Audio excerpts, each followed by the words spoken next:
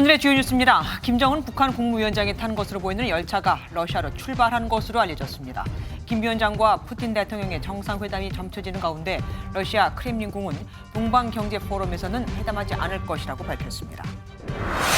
이재명 더불어민주당 대표가 대북 송금 의혹과 관련해 내일 검찰에 다시 출석합니다.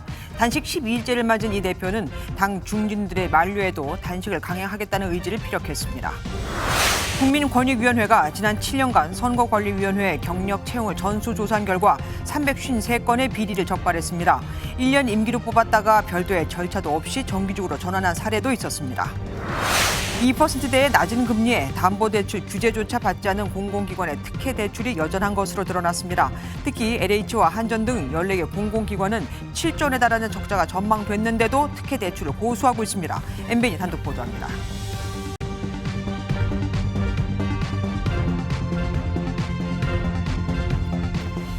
북한과 러시아가 정말 무기 거래를 하려는 걸까요? 김정은 위원장이 평양에서 러시아로 출발했다는 소식이 조금 전에 들어왔습니다. 미국이, 우리가, 전 세계가 그렇게 우려했지만 이들의 만남은 이제 거의 기정사실화. 게다가 정상급들의 만남은 이제 거의 얘기가 다 끝난 뒤에 사인만 하는 경우가 많아서 이러다간 정말로 북한 무기가 우크라이나 전쟁에 사용되는 게 아니냐는 우려까지 나오고 있습니다. 국방부 나가 있는 취재기자 연결해서 자세한 소식 더 알아보도록 하겠습니다. 권영범 기자. 네, 국방부입니다. 예, 김 위원장 정확히 언제 출발한 겁니까? 김 위원장이 출발한 것으로 알려진 시각은 어제 저녁입니다. 전용 열차를 타고 평양에서 러시아로 출발을 한 건데요. 현재 열차는 매우 천천히 북동 국경 지역으로 이동하고 있는 것으로 전해졌습니다. 김 위원장은 지난 2019년 첫 방러 때 열차를 타고 국경에 있는 하산역을 들른 바 있죠. 이번에도 동해안을 따라 나진까지 올라간 뒤 국경을 넘어 하산역을 통과하는 경로를 선택할 가능성이 큽니다. 웨 씨는 북한 시찰단이 연해주 하산역을 방문했고 레드카펫이 깔려 외빈 맞이 준비가 한창인 분위기를 정했습니다. 그럼 북러 정상회담은 언제 열릴까요? 네, 김 위원장의 예상 경로는 하루가 꼬박 걸리는 경로입니다. 따라서 이르면 12일 이후에 북러 정상회담이 열릴 가능성이 있는데요. 이번에 성사되면 4년 만의 회담입니다. 다만 크렘린궁은 이번 동방경제포럼에선 회담을 하지 않을 것이라고 밝힌 만큼 일정이 다소 미뤄질 가능성도 있습니다. 현지에서 아직 뚜렷한 움직임이 없어 회담을 블라디보스토크가 아닌 극동 다른 지역에서 할 수 있다는 관측도 나오는데요. 정부도 상황을 예의주시하고 있습니다. 방문을 하게 되면 푸틴 러시아 대통령과의 회담을 갖는 방안을 추진하고 있는 것으로 평가하고 있습니다. 회담에서 무기 거래 문제 등이 논의될 수도 있는 만큼 정부는 양국 간 군사협력 가능성에 대해서도 우려를 밝혔습니다. 지금까지 국방부에서 MBN 뉴스 권용범입니다. 이번 북러 정상회담은 그야말로 철통 보안 속에 진행되고 있습니다. 4년 전에는 양국 모두 미리 공식 일정을 확인 혹은 공개해 줬었는데 이번에는 왜 이렇게 꽁꽁 숨기는 걸까요? 신재우 기자가 알아봤습니다. 지난 2019년 북러 정상회담을 약 일주일 앞두고 러시아는 김정은 위원장 초청 사실을 직접 발표하며 분위기를 띄웠습니다. 당시 북한도 김 위원장 출발 전날 관영 매체를 통해 방러를 공식화했습니다. 하지만 이번 회담을 앞두고 북러 모두 극도의 보안을 지키고 있습니다. 회담 가능성도 미국 뉴욕타임스가 처음 보도하는 등 구체적인 일정을 여전히 함구하고 있는 겁니다. 더구나 동방경제포럼에서 양국 정상이 만날 것이란 예상도 러시아 측에서 부인하며 북러 정상회담의 장소, 시기가 모두 미궁에 빠진 상황. 전쟁 중인 나라를 방문하는 김 위원장의 동선이 사실상 전부 공개된 만큼 양국 정상의 안전 문제가 가장 크게 고려된 것으로 보입니다. 국제 형사재판소에 지금 푸틴이 제소돼가지고 사실상 국제적인 지금 표적 대상이 됐잖아요. 북한도 역시 마찬가지고 보안이 그때 2019년하고는 완전히 상황이 다르죠. 또 국제사회의 제재를 받는 북러가 이번 회담에서 무기 거래를 논의할 가능성이 큰 만큼 이에 대한 비난을 최소화하려는 침묵이란 분석도 나옵니다. MBN 뉴스 신재우입니다. 북러 정상의 만남이 가시화되자 윤석열 대통령은 오늘 귀국 직후 국가안보실과 대응회의를 열었습니다. 지난 순방 때는 북한과 러시아의 군사 협조는 평화를 해친다고 경고했었는데 또 추가 메시지가 나올까요? 황정 기자가 보도합니다. 아침 6시 귀국한 윤석열 대통령은 바로 용산 대통령실로 향했습니다. 국내 현안 보고를 받은 윤 대통령은 오후에 국가안보실과 별도 회의를 개최했습니다. 김정은 북한 국무위원장이 전용 열차를 타고 러시아로 가고 있는 것으로 파악되자 대응 방안을 논의한 것으로 알려졌습니다. 윤 대통령이 내일 직접 주재할 국무회의나 내부 회의 등을 통해 북러 간 군사협조를 비판하는 메시지를 낼 가능성도 있습니다. 윤 대통령은 이미 인도네시아에서 열렸던 한 아세안 정상회의 비공개 발언을 통해 국제사회의 평화를 해치는 북한과의 군사협력 시도는 즉각 중단돼야 한다고 밝힌 바 있습니다. 대한민국 안보에 대한 직접적인 위협을 자아낸다는 점에서 대단히 중시하고 엄중하게 보고 있습니다. 안보라인 개편은 이르면 이번 주 단행될 가능성이 큽니다. 신임 국방부 장관에는 신원식 국민의힘 의원이 유력하며 임종득 국가안보실 2차장과 임기훈 국방비서관도 교체될 예정입니다.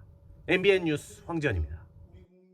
이재명 민주당 대표가 남은 조사를 오는 12일에 하면 되지 않겠냐며 추가 조사를 먼저 제안했다.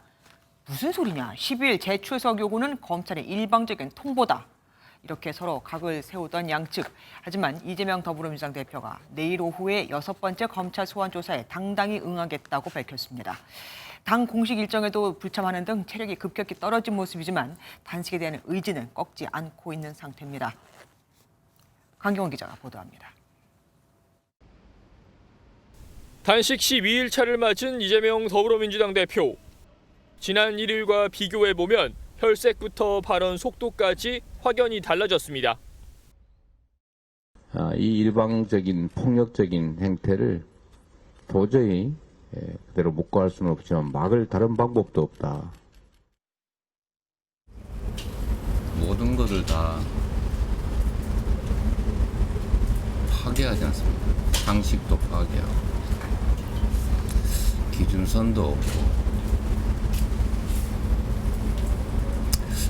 내가 국가라는 생각에 사로잡혀 있고. 단식을 시작한 후 처음으로 오전 최고위원회의에 참석하지 못했고 농성장에 누워있는 모습도 자주 포착됐습니다. 4선 이상 중진들은 단식 중단을 요청했습니다. 이제 원눈으로 보고 단식을 중단해 주시기를 우리 중진 의원들 뜻을 모아서 전달합니다. 일부 지지자들은 단식에 동조하며 삭발에 나섰고 이 대표는 단식을 이어갈 뜻을 굽히지 않았습니다. 내일 오후 6번째 검찰 출석도 완료했습니다. 이 대표는 쌍방울 대북송금 관련 지난 주말 11시간 조사를 받았지만 조서에는 날이 나지 않았습니다. 검찰이 이번 조사마저 무도하게 조작하는 등 검찰권을 남용할 경우 당이 할 수 있는 모든 권한을 사용해 대응할 수밖에 없음을. 국민의힘은 이 대표의 조서 날인 거부에 대해 구속영장 청구를 지연시키려는 꼼수라고 꼬집었습니다. MBN 뉴스 강용호입니다.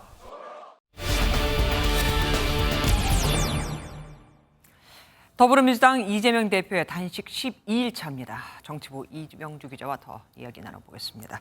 이 기자, 이 대표 단식을 만류하는 목소리가 커질 수밖에 없습니다. 너무 오래 했어요. 네, 말씀하신 대로 주로 야권 인사들의 단식 중단 요청이 이어지고 있습니다. 조금 전에는 고 노무현 전 대통령의 부인 권양숙 여사도 이재명 대표에게 전화를 걸어 단식 중단을 요청한 걸로 알려졌습니다. 네. 단식이 길어지면서 말씀하신 대로 이재명 대표 건강에 대한 우려가 커지고 있기 때문인데요. 네. 더불어민주당 청원 게시판에는 이 대표의 단식 중단을 요구하는 청원이 올라오기도 했습니다. 그래도 이재명 대표는 계속해서 단식을 이어가겠다고 지금 굽히지 않고 있는 거 아닙니까? 이러면 결국은 단식 중단을 위해서 정부 여당이 나서야 한다는 말이 나올 수밖에 없습니다. 네, 그런데 민주당에서는 윤석열 정부와 국민의힘을 향해서 이런 정권 처음 본다 이런 반응이 나옵니다. 네. 정청래 최고위원은 의례적으로 정부 여당이 걱정하는 척이라도 하고 극적 타협이 이뤄지기도 했었다면서 지금 정부 여당은 비인간적인 정권이라고 비판했습니다. 엄연히 국정 운영의 파트너인데 최소한의 예의조차 갖추지 않고 있다는 지적을 하면서 여권을 압박하기도 했습니다. 누군가는 와서 대통령의 말을 직접 전하지는 못한다 하더라도 그래도 건강을 묻고 안부를 묻고 그리고 여당의 대표도 안부를 물어야 하는 게 정상이지 않습니까? 네. 그런데 여권 측에서는 오히려 목소리를 더 높이고 있습니다. 네, 국민의힘은 이 대표의 단식이 국민적 공감을 얻고 있지 못하다 이렇게 규정을 하고 있습니다. 왜 단식을 하는지 명분을 찾지를 못해서 뭐 인간적인 부분은 변론으로 하고 명분 없는 단식이기 때문에 대통령실 역시 이 대표 측을 방문하는 것을 전혀 고려하고 있지 않다고 분명히 선을 그었는데요. 수사 방해용 단식이라는 시각 때문입니다. 국민의힘은 이 대표가 건강을 이유로 조사를 조기에 끝낸 것과 진술조서 날인 거부를 두고 뜬금없는 단식에는 다 계획이 있었다 이렇게 꼬집기도 했습니다. 그러니까 명확한 요구 사항이 없이 단식하는 걸 보니 분명히 사법 리스크를 피하기 위한 꼼수다 뭐 이렇게 해석하고 있는 건데 그럼 앞선 정치인들의 단식에는 명확한 요구가 있었습니까? 네, 군사정권 시절 민주화를 요구했던 야당 인사들 단식은 아주 대표적이고요. 네. 또 비교적 최근 사례 한 가지만 꼽아보자면 지난 2018년이었습니다. 당시 야당이었던 자유한국당 김성태 원내대표가 단식을 했었는데요. 드루킹 특검 도입을 주장하며 단식하다가 결국 병원에 실려갔는데 당시 여당이 특검 약속을 해주고 단식을 끝냈었습니다. 그러니까 지금 이 대표의 단식과 비교를 해보면 명확한 요구 사항이 있는 게 아니다. 이게 문제 아니겠습니까? 네, 그래서 민주당이 꺼낸 이종섭 국방부 장관 해임 요구에 관심이 쏠렸던 게 사실입니다. 내각 총사퇴가 이 대표가 단식 중 내걸었던 요구 중 하나인데 사실상 불가능하니까 그렇죠. 보다 요구사항을 명확히 한 것 자체가 단식 중단의 명분이 될 수 있다는 취지입니다. 하지만 여권에선 이 부분 또한 전혀 고려하지 않는 걸로 보이는데요. 그렇다 보니 결국 문재인 전 대통령이 나서야 한다는 얘기도 나오기도 합니다. 민주당에선 문 전 대통령 방문 계획은 아직 결정된 게 없다고 설명했습니다. 예, 지금까지 정치부 이병주 기자와 함께했습니다. 고맙습니다. 아빠 찬스 취업 논란으로 여러 가지 말이 있었지만 감사원 감사는 받지 않겠다. 대신 권익위의 조사는 받겠다고 했던 선관위. 권익위의 조사 결과가 나왔습니다. 개인정보 동의서를 받지 못한 상태였는데도 7년 동안의 경력 채용만 조사했는데도 58명의 부정 합격 의혹 등 채용 비리 총 353건이 적발됐습니다. 임시직으로 뽑아놓고 그냥 정규직으로 전환시키는 등의 수법을 썼죠. 먼저 전남주 기자가 보도합니다. 선거관리위원회의 경력직 공무원 채용 과정에 특혜 등 채용 비리가 만연했던 것으로 드러났습니다. 국민권익위원회는 선관위의 지난 7년간 공무원 경력 채용을 전수조사한 결과 58명의 부정합격 의혹 등 모두 353건의 채용 비리를 적발했다고 밝혔습니다. 부정합격 의혹자는 선관위의 경력으로 채용된 공무원 384명의 15%에 해당합니다. 특혜성 채용 사례를 보면 선관위는 1년 임기의 임기제 공무원으로 채용한 뒤 별도의 서류나 면접 시험 없이 일반직 공무원으로 전환한 것으로 파악됐습니다. 선관위 내부 게시판에만 채용 공고를 게재해 선관위 관련자만 응시하게 하였고 동일 경력인데도 선관위 근무자에게만 가점을 부여하여 채용한 사례도 있었습니다. 5급 이하의 임기제 공무원을 정규직으로 전환하려면 경력 채용 절차를 별도로 거치도록 한 국가공무원법 위반입니다. 한계도 있었습니다. 권익위는 부정청탁이나 윗선의 지시와 가족관계 등을 조사하려 했지만 선관위의 협조가 이루어지지 않아 개인정보 동의서를 41%밖에 받지 못했다고 밝혔습니다. 선관위는 향후 인사 분야의 감사 기능을 감사부서로 이관하고 채용 관련 규정과 기준을 개선하는 등 채용 절차의 공정성과 정확성을 높이도록 노력할 것이라고 밝혔습니다. 권익위는 선관위 채용 관련자 28명을 고발 조치하고 312건은 수사 의뢰하기로 했습니다. MBN 뉴스 전남주입니다. 공시생들이나 그 가족분들 오늘 밤 허탈감에 쉽사리 잠자리에 들지 못할 듯합니다. 셀프 감사에서보다 더 광범위하게 드러난 선관위의 채용 비리 실태 사회정책부 김민수 기자 더 자세히 알아보겠습니다. 김 기자, 앞서 잠깐 봤지만 선관위의 채용 비리 굉장히 심각했습니다. 그렇습니다. 이 실정법 위반에다가 도의적으로 비난받을 문제점들이 상당수 드러났습니다. 어떤 것들이 있었습니까? 예, 먼저 이게 사진 하나 같이 보시겠습니다. 네네. 이게 무슨 게시판이면 뭐 사내 내부 게시판 같습니다. 맞나요? 네, 그렇습니다. 이 선관위가 이게 선관위 내부 게시판에 게시한 채용 공고문입니다. 잠깐만요. 채용 공고는 원래 대외적으로 해야 되는 거잖아요. 그런데 대내적으로, 그러니까 내부 직원들만 보는 채용 공고라는 것도 있습니까? 예, 선관위에는 그런 게 있습니다. 말이 안 되는 것 같은데 설명해 주시죠. 예, 결과적으로 이게 무슨 의미냐면 이 결과적으로 이제 선관위 근무자 가족이나 이 근무 경력자만 채용에 지원해서 합격하게 되는 거거든요. 네. 그래서 이제 선관위 관련 근무 경력 12개월을 요구했는데 이 경력이 10개월인 응시자를 합격시킨 그런 경우도 있었고요. 네. 예, 응시 자격이 35세 이하인데 이 최종 합격자 5명 가운데 4명이 35살을 넘어가는 경우도 이번에 적발됐습니다. 아니 채용 공고를 제대로 내지를 않으니까 당연히 사람이 적게 올 것이고, 그러면 뭐 능력이 안 되거나 아니면 조건이 안 돼도 뽑을 수밖에 없는 이런 상황이 또 오는 거 아니겠습니까? 어쨌든 이런 게 바로 7년간 적발된 것만 아까 말씀드렸지만 353건입니다. 선관위는 왜 자정작용을 이렇게 못한 겁니까? 예, 못했다기보다는 안 했다라는 아이고. 게 권익위의 결론입니다. 네. 이 선관위에서는 국가공무원법에 따라서 선관위 자체 인사규정에 공정채용 절차를 두고 있습니다. 중앙선관위가 정기적으로 인사감사를 하고 문제가 있으면 시정을 해야 하는데 그동안 한 번도 하지 않았습니다. 권익위가 전수조사 기간 선관위 대신 살펴봤는데 자체 인사규정에 따른 위반 건수만 300건 가까이 드러났습니다. 선관위에 다시는 이런 실망스러운 채용 관행이 있어서는 안 되겠습니다. 하지만 지금 자체적으로 걸러내질 못하고 있잖아요. 그럼 우리가 어떻게 억지로라도 그 대책을 마련해 줘야 되는 거 아닙니까?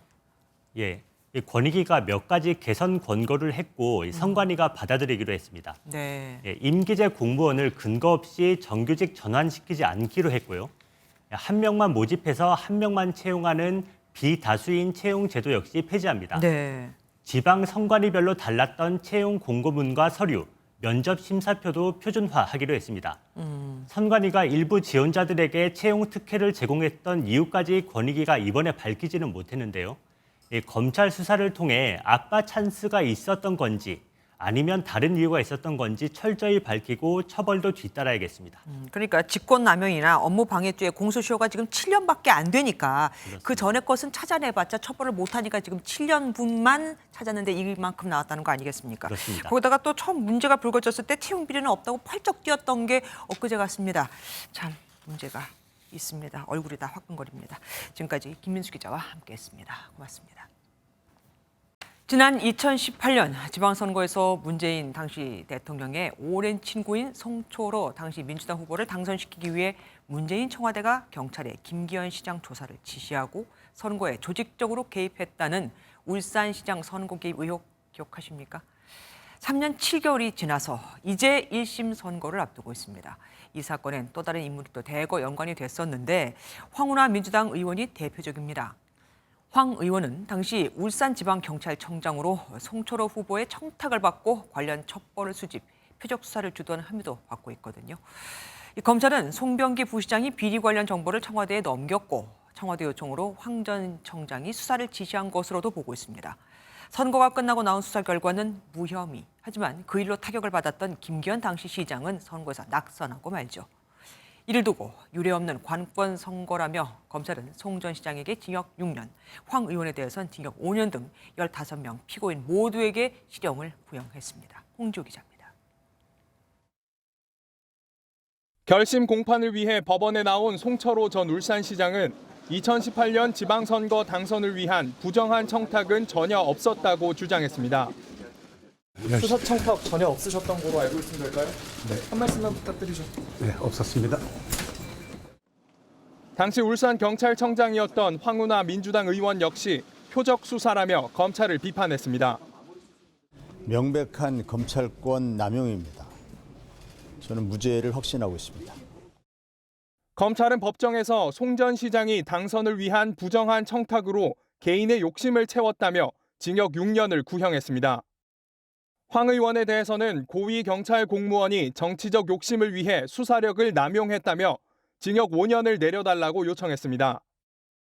함께 기소된 송병기 전 부시장, 백원우 전 청와대 민정비서관, 한병도 전 정무수석 등 피고인 15명 모두에게 실형이 구형됐습니다. 송 전 시장과 황 의원 모두 최후 진술에서 위법한 행위를 한 적이 없다며 무죄를 선고해달라고 요청했습니다. 통상 선고까지는 한 달가량 걸리지만 사건이 방대하고 심리 절차도 오래 걸린 만큼 1심 선고는 오는 11월 29일에 이뤄질 예정입니다. MBN 뉴스 홍지호입니다. 신협에서 수천만 원을 빼앗아 베트남으로 달아났던 남성이 다낭 현지 카지노에서 붙잡혔습니다. 현지 고민의 제보가 검거에 결정적인 단서가 됐다고 하는데요. 이 남성은 이미 돈을 거의 다 탕진해버린 상태, 게다가 현지에서 또 다른 범행을 저질렀던 것으로도 드러났습니다. 김영현 기자가 보도합니다. 노란색 오토바이를 탄 남성이 유유히 지나갑니다. 대전 신협에 진입해 3,900만 원을 훔쳐 달아난 40대 남성입니다. 남성은 경찰의 추적을 따돌리고 범행 이틀 뒤 베트남으로 출국했습니다. 해외로 도주한 사실을 파악한 경찰은 인터폴의 적색 수배를 요청하고 현지 경찰과 공조 수사를 벌여왔습니다. 경찰은 추적에 어려움을 겪자 결국 공개 수배로 전환한 뒤 지난 8일 수배 전단을 배포했습니다. 남성은 공개 수배 사흘 만에 베트남 다낭의 한 카지노에서 체포됐습니다. 카지노에서 받다는 교민의 제보 전화가 결정적이었습니다. 현지 한국 경찰 주재관과 베트남 공안이 잠복 수사를 벌인 끝에 카지노에서 도박하던 남성을 붙잡았습니다. 당시 남성은 우리 돈 200만 원 상당의 카지노 칩을 갖고 있었습니다. 한인 교민의 소통방에 공개 수배 전단지를 배포하며 현지 제보를 독려하던 중에 수배 사진을 본 현지 우리 교민께서 제보를 주셨고, 남성은 현지에서 또 다른 범죄를 저지른 것으로 드러났습니다. 한인 마트에서 지갑을 훔친 겁니다. 경찰은 남성의 국내 압송 절차를 밟고 있습니다. MBN 뉴스 김영현입니다. 빌라에서 20개월로 추정되는 아이를 남겨두고 40대 여성이 숨진 채 발견됐다는 안타까운 소식 전해드렸었죠. 이 숨진 여성은 2달 전 위기가정 대상자로 선정이 된 상태였습니다. 하지만 행정의 노력은 턱없이 모자랐죠. 그럴 만도 한 게 대상자는 수백 명인데 위기가정을 발굴하는 공무원은 달랑 1명이랍니다. 강세영 기자입니다. 빌라 문 앞에 폴리스 라인이 쳐 있습니다. 이 집에 사는 40대 여성이 숨진 채 발견된 건 지난 8일 오전입니다. 사인은 동맥경화로 보인다는 국가수 소견이 나왔습니다. 사인의 가장 근접한 것은 동맥경화다. 그걸로 확정이 된다라면 범죄 개연성은 없잖아요. 본인의 질병이니까. 숨진 여성은 가스비와 건강보험료 등을 장기간 내지 못해 2달 전 위기가정 대상자로 선정됐습니다. 하지만 동사무소의 전담 공무원이 1명에 불과해 해당 가정조사가 제대로 안 된 것으로 드러났습니다.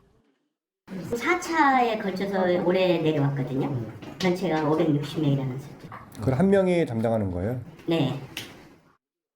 숨진 여성 옆에는 20개월로 추정되는 남자아이가 쓰러져 있었습니다. 아이는 며칠간 음식을 먹지 못해 건강이 악화됐지만 현재는 생명에 이상이 없는 것으로 알려졌습니다. 그런데 여성은 아이의 출생 신고도 하지 않은 것으로 확인됐습니다. 애 있는지는 몰랐어요. 애를 데리고 돌아다니지는 않았어요. 한 번도. 경찰은 국가수의 친자 확인 검사를 의뢰했습니다. MBN 뉴스 강세훈입니다. 상수도 공사 현장에서 작업 중이던 근로자 2명이 토사에 매몰돼 숨졌습니다. 흙을 파 너무 높이 쌓아뒀던 걸까요? 이 흙이 쏟아져 내린 겁니다. 경찰은 안전 조치를 제대로 하지 않고 작업을 하다가 사고가 났을 가능성이 큰 것으로 보고 있습니다. 이재호 기자가 보도합니다. 구조대원들이 흙더미 속에 매몰된 작업자를 구출합니다. 오늘 오전 10시 50분쯤 경기도 의왕시의 한 상수도 공사 현장에서 작업자 2명이 토사에 매몰됐습니다. 사고는 2m가 넘는 깊이로 파놓은 이 구덩이 안에서 작업하던 작업자들 머리 위로 쌓여있던 흙더미가 쏟아지면서 발생했습니다. 같이 일하는데 우리는 여기서 하고 상수도 가는 데서 가다 그래. 이 사고로 70대와 30대 근로자가 숨졌습니다. 이들은 노후화된 상수도관 교체를 위해 용접 작업을 하다 사고를 당한 것으로 알려졌습니다. 토사와 함께 하나에 300kg에 달하는 콘크리트 경계석도 무너져 피해를 키웠습니다. 경찰은 사고 예방을 위한 안전 조치가 제대로 되지 않았을 가능성을 염두에 두고 수사하고 있습니다. 이렇게 칸막이를 쳤으면은 그 흙이 안 내려올 텐데 그거 안 하고 했다 보니까 그 하중에 못 이겨서 나머지 그 판 흙이 또 내려왔을 수 있고 이런 사안이거든요. 경찰은 관계자 등을 상대로 정확한 사고 원인을 조사하고 있습니다. MBN 뉴스 이조입니다. 지난해 9월 서울 신당역에서 홀로 근무하던 영무원이 스토킹을 하던 전주환에게 살해당한 안타까운 일이 있었죠. 당시 서울교통공사는 2인 1조로 근무 방식을 바꾸겠다고 했었는데 과연 잘 지켜지고 있을까요? 그녀가 그렇게 억울하게 숨진 지 벌써 1년. 하지만 전주환은 무기징역이 너무 무겁다며 상고를 했습니다. 이혁재 기자가 대법원 선고를 앞두고 유족들을 만났습니다. 서울 신당역에서 근무하던 영무원 직원이 스토킹 피해를 입다가 살해당한 뒤 1년 가까이 시간이 흘렀습니다. 신당역 10번 출구 앞쪽으로 추모 공간이 마련됐고 피해자를 추모하고 안전에 힘쓰겠다는 글귀가 적힌 동료 직원들의 쪽지도 붙었습니다. 피의자 전주환은 2심에서 무기징역을 선고받았지만 형벌이 무겁다며 상고했고 현재 대법원이 사건을 심리하고 있습니다.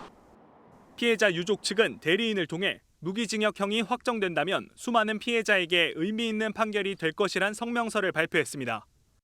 무기징역형이 확정될 수 있도록 시민분들한테 탄원서도 받고 있고 피고인은 본인에게 내려진 형벌이 무겁다고. 사건 이후 영무원들이 2인 1조로 순찰할 수 있도록 하겠다는 안전지침이 마련되기도 했지만 현장에선 잘 지켜지지 않는다는 평가가 많습니다. 일터에서의 스토킹을 비롯한 젠더폭력 범죄 피해는 산업재해라는 점을 영무원들을 비롯해서 단독 노동자의 2인 1조 근무 원칙이 반드시 법에 확립되어야 합니다. 신당역 살인 사건이 벌어진 지 1년. 유족들과 동료들에게 남겨진 슬픔과 현장에서 개선되지 않은 근무 환경은 여전히 현재 진행형입니다. MBN 뉴스 이혁재입니다. 모로코 강진의 사망자가 2,100명을 넘었습니다. 함께 식사하던 가족을 잃고 무너지는 건물 아래에서 아들을 온몸으로 감싸안다 숨진 아버지 등등 안타까운 사연도 줄을 잇고 있죠. 인구의 절반 가까이가 숨진 마을도 있습니다. 장동건 기자가 보도합니다.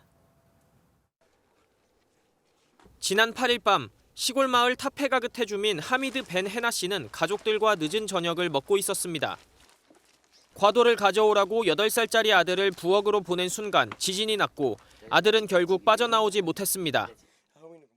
صوات تمغرت ترصوفوس صوات سيني حشميني ضني حيدات دري قمن ارنت قورتي اللي ارصبح اللي اروح نتخلي صغدار بيضاء نتنتدي الصوفان 신항에서 약 50km 떨어진 이 마을에선 주민 200명 중 절반에 가까운 90명이 숨진 채 발견됐고 아직 소재 파악이 안 된 사람도 많습니다.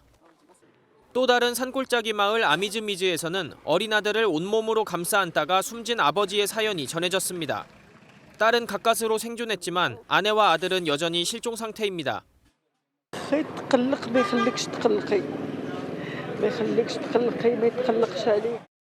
모로코 당국 집계에 따르면 이번 지진의 누적 사망자는 2,122명, 부상자는 2,421명입니다.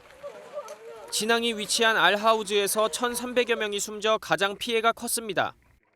UN 추정치에 따르면 이번 지진으로 피해를 본 사람은 30만 명에 달합니다.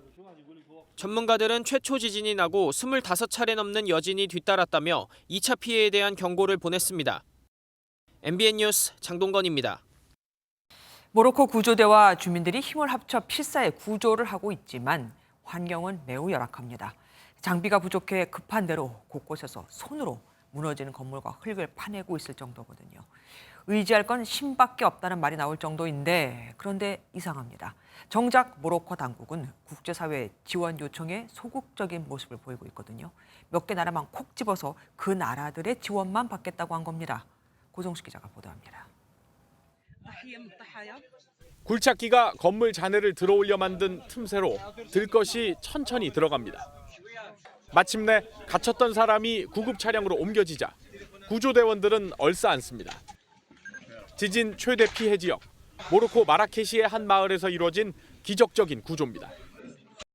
그러나 대체로 산세가 험하고 열악한 도로에 낙석이 쏟아져 구조대 접근조차 어렵습니다. 의지할 건 신밖에 없다는 말이 나올 정도입니다. الله ونشكروا اللي طلعوا ونطلبوا الله النجاة لهذوك الناس اللي تصابوا ونطلبوا الله الرحمة لهذوك الناس اللي من هذا الشيء اللي نقولوا قدرنا عند الله سبحانه. 이에 국제사회가 나섰지만 카타르와 스페인 등 4개국만 모로코 정부가 지원을 승인한 것으로 알려졌습니다. 헌법상 국왕이 최고 행정권을 가진 모로코 당국은 대책회의와 지원 법안 초안을 마련한 게 실질적 대처의 전부라 해도 과언이 아닙니다. سامية جلالة الملك سوف يترأس السيد رئيس الحكومة اجتماع اللجنة من بين الوزارية المكلفة بوضع البرنامج الاستعجالي. 뉴욕타임스는 총리가 왕보다 먼저 움직이지 않는다는 전례를 여전히 따르고 있다고 봤습니다. 워싱턴 포스트는 왕실이 조심스럽고 이미지를 계산하는 경향을 현재 대처의 배경으로 꼽았습니다. 또 강진 당시 국왕 모하메드 6세는 자국이 아닌 파리에 있었다고 프랑스 르몽드는 보도했습니다. MBN 뉴스 고정수입니다. 금융당국의 가계 빚 관리가 강화되면서 서민들은 은행에서 대출받기가 쉽지 않고 남들보다 낮은 금리로 대출받는 건 더더욱이 거의 불가능하다고 해도 과언이 아니죠. 하지만 공공기관들 직원들은 다릅니다. 여전히 연 2%대 금리로 담보대출 규제조차 없이 1억 원 이상을 대출받고 있었거든요. 공공기관엔 국민 세금이 엄청 들어가죠. 배준우 기자가 그 실태를 단독 고발합니다. 국토교통부 산하 한국부동산원에 재직 중인 30대 A씨는 지난 2월 1억 4천만 원을 사내대출로 받아 대구 중구에 주택을 마련했습니다. 금리는 연 2.2%. 당시 시중 주택담보대출 금리가 연 5%에서 6%대였던 점을 감안하면 말도 안 되게 싼 금리로 돈을 빌린 겁니다. 휴직 중인데도 가능했고 집값 대비 대출 비율인 LTV 제한도 받지 않았습니다.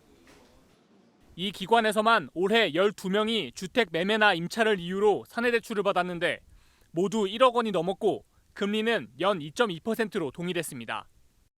금액은 1억 4천. 금리는 지금 현행 2.2%라고 있더라고요. 노사 합의를 통해서 계속 개선해 나가겠다고. 주택공급 주무기관인 한국토지주택공사 LH도 여전히 특혜성 사내대출을 운영 중입니다. 연 3% 수준 금리로 매매는 7천만 원, 임차는 9천만 원까지 가능한데 감소 추세지만 올해도 94명이 81억여 원을 대출받았습니다. 보증금 미반환 문제로 곤혹을 치르는 주택도시보증공사 허그도 올해 직원 10명에게 21억 원이 넘는 특혜성 사내대출을 해줬습니다. 은행 문턱이 높은 서민들의 상실감을 가중시키고 있습니다. 정부 지침에 부합하지 않는 과도한 공기업의 특혜 복지 제도는 반드시 개선되어야 할 것입니다. 기획재정부가 연말까지 개선을 요구했지만 노조가 별도 재원으로 운영돼 문제가 없다며 반대하고 있어 논란은 계속될 전망입니다. MBN 뉴스 배준우입니다. 공공기관의 사내대출 특혜에 대해 경제부 배준우 기자가 자세히 알아보겠습니다. 배 기자, 그러니까 주택 정책을 주관하면서 국민들의 대출 규제를 만들어서 사실은 좀 주택에 대해서 그러니까 대출받기를 어렵게 만드는 국토교통부가 결국 자기들 산하 직원들은 마음대로 지금 특혜 대출을 해주고 있다 이거 아닙니까? 네, 맞습니다. 공공주택 공급의 핵심 역할을 하는 한국토지주택공사 LH가 대표적입니다. 네. LH의 사내대출 내역을 보면 지난해 87억 원을 2.9% 금리로 104명에게 대출해줬습니다. 집값이 급등했던 21년엔 2.4% 금리로 130억 원을 대출로 내줬습니다. 아유. 이 전세보험 등 서민 주거 안정을 목표로 하는 허그도 최대 2억 원을 2.5% 금리에 직원들에게 빌려줬고 이 부동산 통계를 주관하는 한국부동산원 역시 최대 1억 4천만 원을 2.2%의 직원들에게 빌려주고 있습니다. 저도 얼마 전에 은행에 이 빚을 내러 한번 갔었거든요. 네. 시중에서는 이 정도 금리로는 어림도 없어요. 맞습니다. 이 시기에 한국은행이 공표하는 이 가계대출 금리는 대략 4에서 5%대였습니다. 그러니까 이들 공공기관은 이 직원들에게 시중금리의 절반밖에 안 되는 싼 금리로 돈을 빌려준 것이죠. 국토부 산하 기관들만 이렇게 문제가 되고 있는 겁니까? 다른 공공기관들은 어떻던가요? 네, 기획재정부가 공공기관 134곳을 점검했는데요. 이 주택구입용 사내대출을 운영하는 공공기관이 64곳인데 이 중 70%인 45곳이 정부 지침을 지키지 않았습니다. 신용보증기금과 IBK 기업은행, 산업은행 등 금융공공기관도 지키지 않고 있습니다. 잠깐만요. 지금 방금 정부 지침이 있다고 말씀하셨습니다. 네. 그 정부 지침에는 어떻게 나와 있는데요? 앞서 예를 든 허그의 경우에는 1994년부터 주택 구입자금과 임차자금에 대해서 특혜성 대출을 해왔는데 이런 일이 너무 비일비재하고 해마다 지적이 되니까 네네. 기획재정부가 지난 2021년에 혁신 지침을 만들게 됩니다. 이 사내 대출을 해줄 때는 한국은행이 공표하는 은행 가계대출 금리를 적용해야 하고 한도도 7천만 원으로 제한하며 이 무주택자의 85제곱미터 이하 주택에만 지급하도록 했고요. 네. 이 담보대출 비율인 LTV 제한을 두도록 한 겁니다. 하지만 이들 공공기관은 이런 규정을 대부분 지키지 않고 있는 것이죠. 자기들은 지키지 않으면서 지금 국민들만 옥죄고 있다고 해도 과언이 아닙니다. 어쨌든 적자를 보는 공기업에서도 대출 특혜가 있다는 게 또 문제 아닙니까? 그렇습니다. 이 정부가 지난해 한전과 발전공기업, 또 LH 등 경영 악화가 심각한 공기업 14곳을 재무 위험 기관으로 선정했는데요. 네. 이들 공기업은 올해 7조 원에 가까운 적자를 기록할 걸로 보입니다. 아유.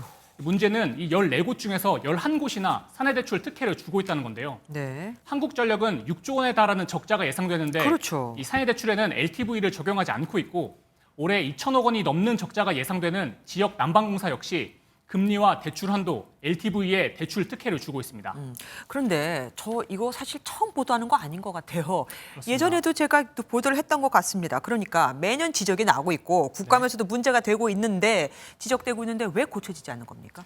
네, 노조의 반발이 크기 때문입니다. 이 한국노총사나 금융노조는 이 사내대출은 근로자의 복지 사항으로 노사 간의 자율적인 교섭으로 합의된 단체 협약으로 정한 문제라면서 반발하고 있습니다. 이 근로자에게 불리한 개정을 하려면 노조의 동의가 필요하다는 거죠. 그러면서 이 공사를 포함한 전 산하지부의 사내대출 관련 노사 합의를 금지한 상황이어서 이 경영평가를 깎아서라도 특혜대출을 없애려는 정부와 갈등이 계속될 전망입니다. 공공기관 적자가 이렇게 쌓여가고 있는데 특혜성 사내대출은 유지되고 국민들은 이걸 어떻게 보고 어떻게 느껴야 될지 모르겠습니다. 지금까지 배준우 기자와 함께했습니다. 고맙습니다.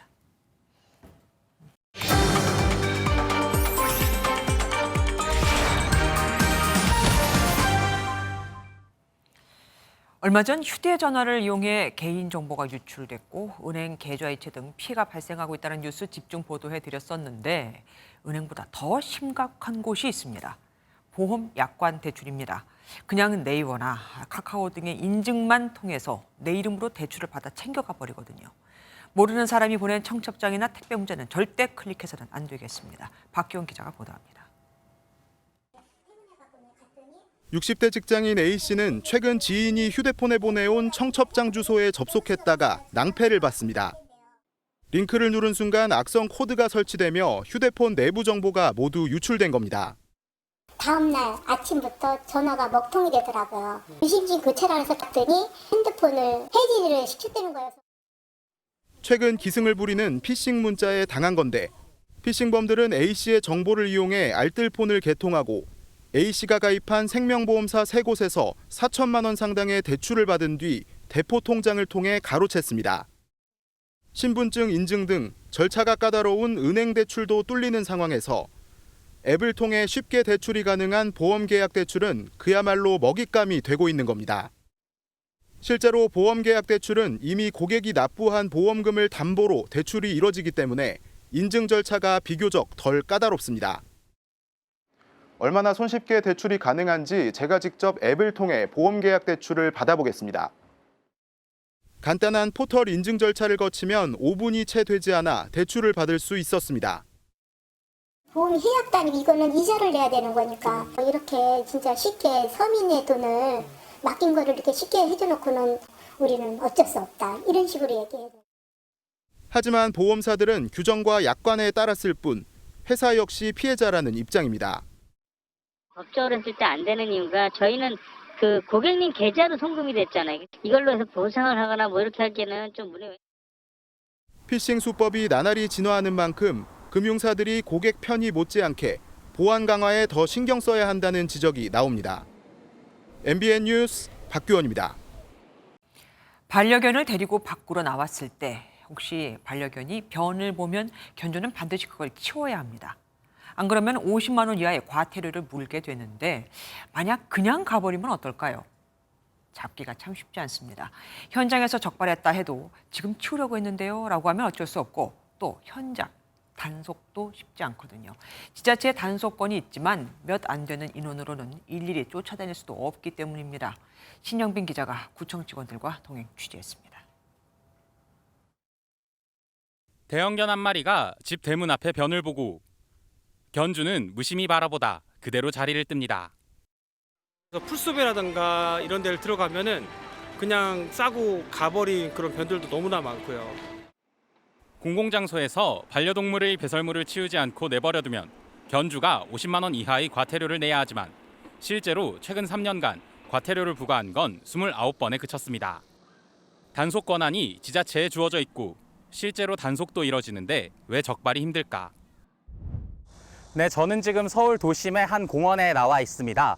평소 견주가 반려견의 배설물을 치우지 않았다거나 목줄 없이 산책한다는 민원이 들어오는 곳인데요. 지자체의 단속 현장에 동행해봤습니다. 자주 신고가 들어오는 곳이지만 오늘은 견주와 반려동물을 찾아볼 수 없습니다. 같은 시간대에 이분들이 나오는 건 또 아니고 민원이 들어올 때마다 나갈 수는 없는 노릇인 거고. 사진이나 동영상으로 신고도 자주 접수되지만 그것만으론 과태료 처분을 내릴 수도 없습니다. 그 행위를 했었던 대상자가 맞는지 아닌지 여부를 확인할 수 있는 부분도 없고 인적 사항을 확인할 수 있는 부분이 아니기 때문에 사실상 현장에서 바로 적발하는 수밖에 없는데 신고가 들어올 때마다 출동하거나 순찰 횟수를 늘리기엔 사정이 여의치 않습니다.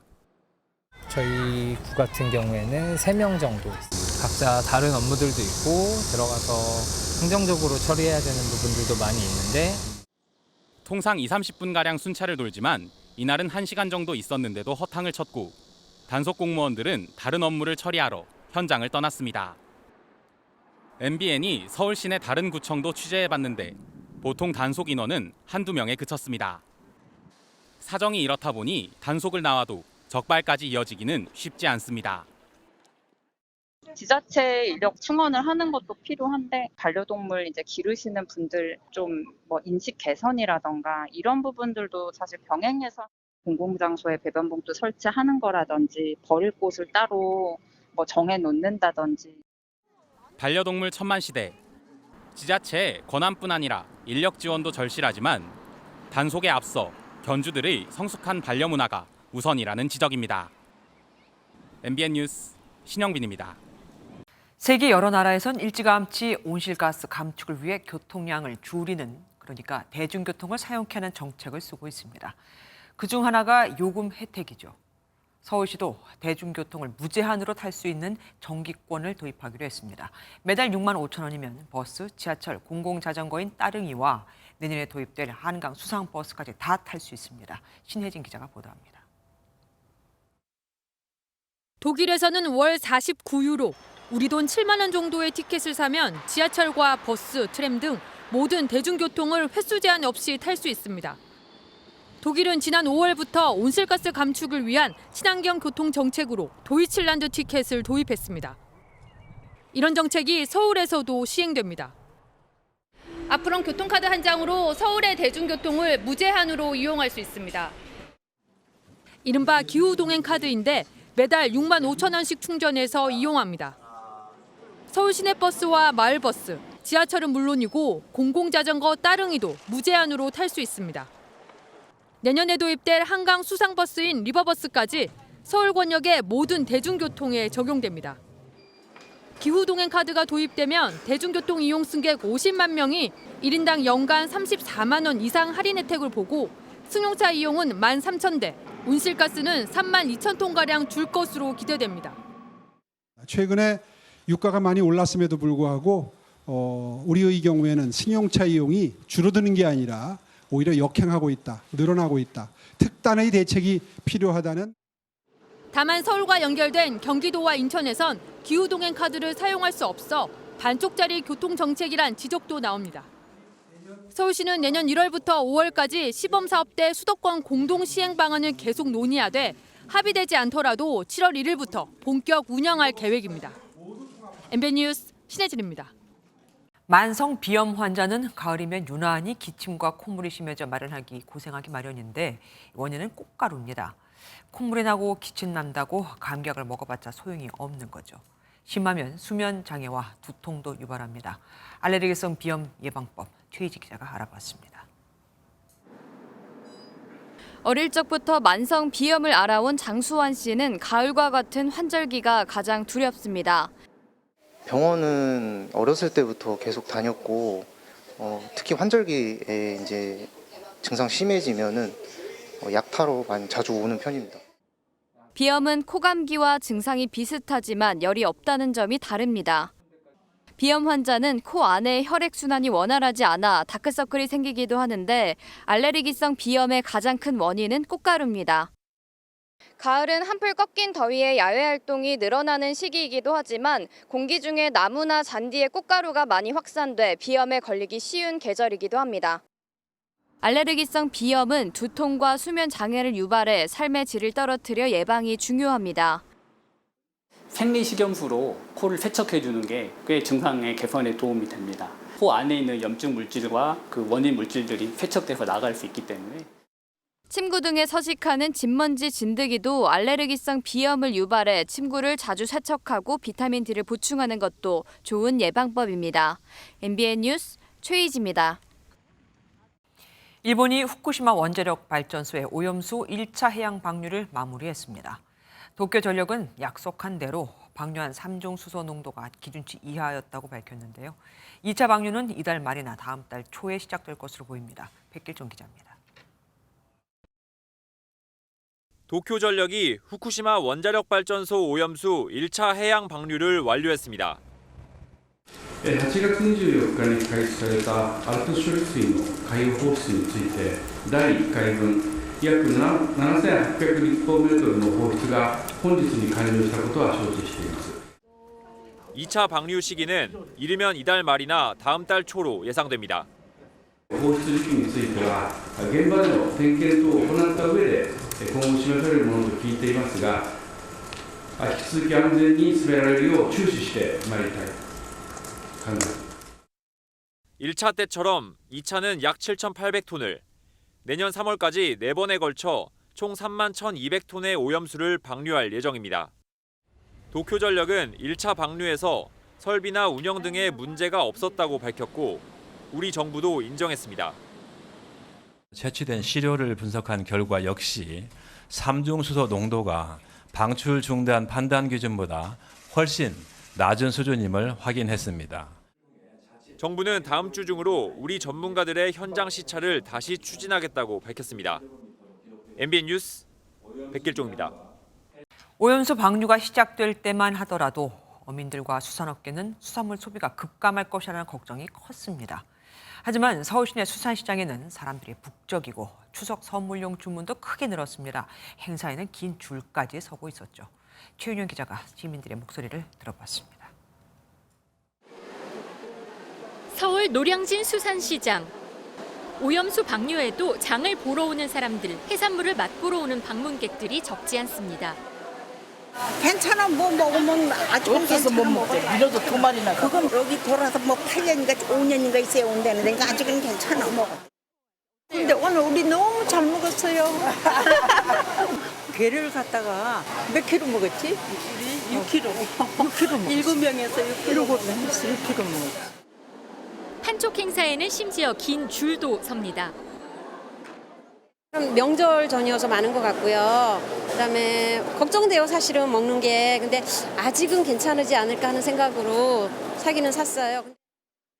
오염수 방류로 한동안 위축됐던 수산물 소비 심리가 추석 대목을 앞두고 다시 살아나는 분위기입니다. 고물가 속 상대적으로 가격이 낮아진 수산물 손님에 상인들도 한숨 돌린 모습입니다. 네, 꽃게는 작년에 비해서 많이 저렴해졌어요. 지금 절반 가격이라고 볼 수 있고 킬로에 25,000원, 5만 원대까지도 갔었는데. 실제 우려와는 다르게 손님들이 꾸준하게 매주 증가되는 게 눈에 보여서 오염 처리수 문제는 뒷전으로 물러났고요. 장사에만 매진할 정도로. 추석 대목을 앞둔 백화점의 수산물 선물 세트 사전 예약 매출은 작년보다 2배 넘게 늘기도 하는 등 큰 폭으로 증가했습니다. 다만 산지 어촌마을과 시장, 횟집들은 여전히 오염수 방류 후 폭풍에 찬바람인 가운데 정부는 전국으로 수산물 축제를 확대한다는 계획이어서 이러한 분위기가 어떻게 전개될지는 지켜봐야겠습니다. MBN 뉴스 최윤영입니다. 중국에도 선생님께 감사의 마음을 전하는 날이 있습니다. 일명 교사절이라고 하는데 바로 어제였죠. 중국엔 일명 김영란법이라는 게 없으니 선생님께 선물을 할 수 있습니다. 아이들이 정성껏 준비한 선물은 뭘까요? 지금 보시는 바와 같이 삼겹살. 이 포장 상태도 꽤 귀엽습니다. 베이징에서 윤석정 특파원입니다. 중국 충칭에 사는 7살 초등학생 샤오하오가 양 끝에 무언가 대롱대롱 매달린 막대를 어깨에 걸터매고 학교에 왔습니다. 자세히 보니 삼겹살 2덩입니다. 샤오하오는 등굣길에 가게에서 질 좋은 삼겹살을 발견하곤 교사절에 담임 선생님에게 주고 싶다며 얼른 사서 어깨에 메고 온 겁니다. 중국에서는 매년 9월 11일 교사절로 지정해 스승과 제자들이 함께 어우러져 각종 행사를 진행합니다.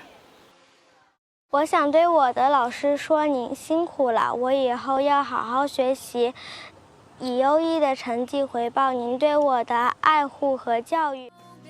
그렇다면 왜 하필 어린 학생들이 선생님에게 돼지고기를 선물했을까?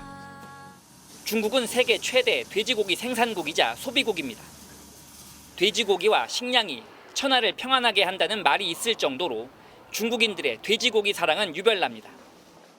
이런 이유로 어린 학생들의 눈높이에는 돼지고기가 세상에서 가장 귀한 음식이며 선생님들이 가장 좋아할 걸로 생각되는 선물이기도 한 겁니다. 베이징에서 MBN 뉴스 윤석정입니다. KBS의 방만 경영을 방치하고 법인카드를 부정 사용했다는 이유로 남영진 전 KBS 이사장이 MBC를 잘 관리 감독하지 않았다며 권태선 전 방송문화진흥회 이사장이 해임됐었는데 오늘 희비가 엇갈렸습니다. 두 사람 다 법원에 해임 중지 가처분 신청을 냈지만 한쪽만 받아들여졌거든요. 방문진은 원래 법상 9명의 이사가 있어야 하지만 이미 1명을 더 뽑았기에 이제 10명이 돼버렸습니다. 박은채 기자입니다.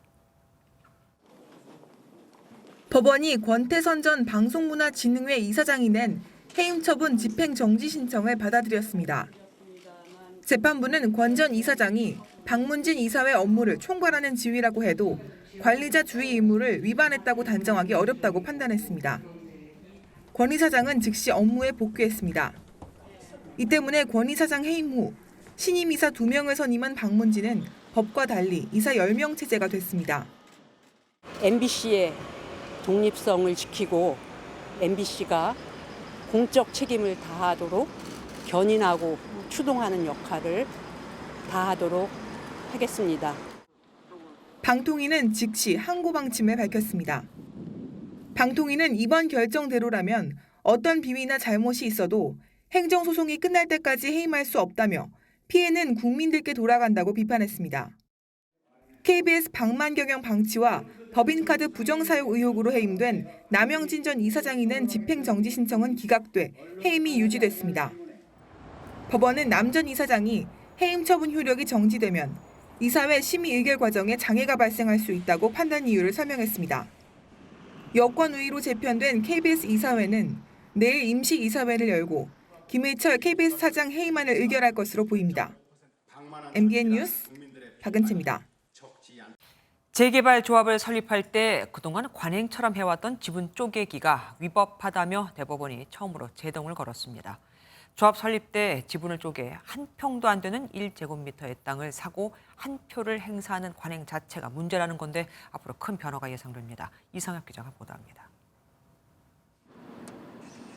장위 3구역으로 불리우는 서울 성북구 장위동 일대입니다.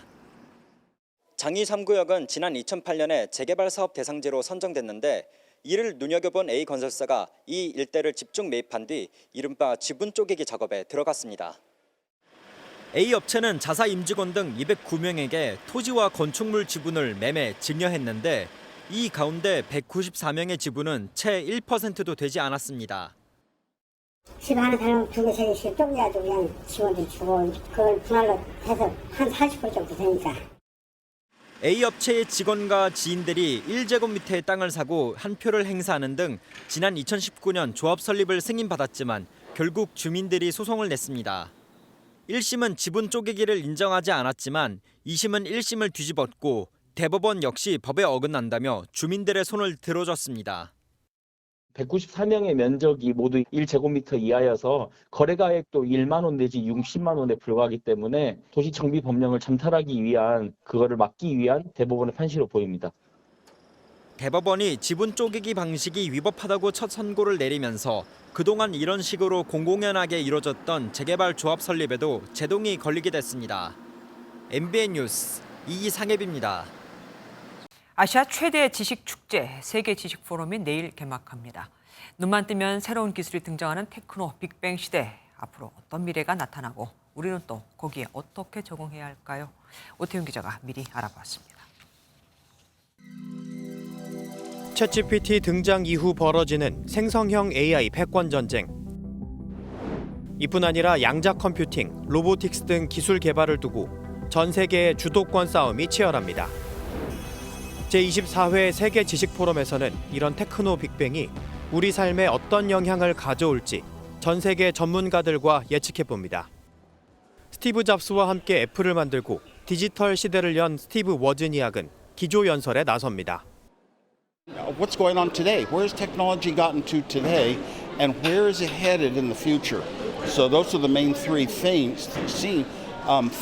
But they'll be asked, 사람들은 스티브 잡스를 기억하지만 정말로 좋아하는 사람들 저분을 기억하거든요. 저분이 우리 생활을 바꿨고.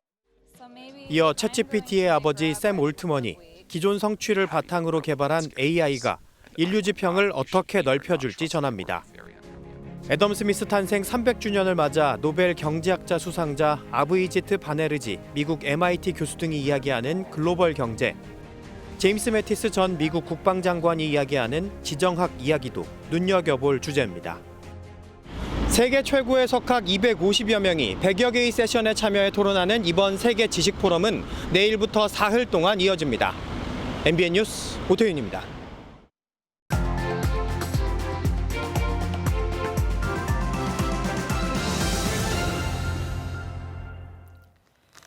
그곳에 CCTV가 없다는 걸 알고 범행 장소로 정했습니다.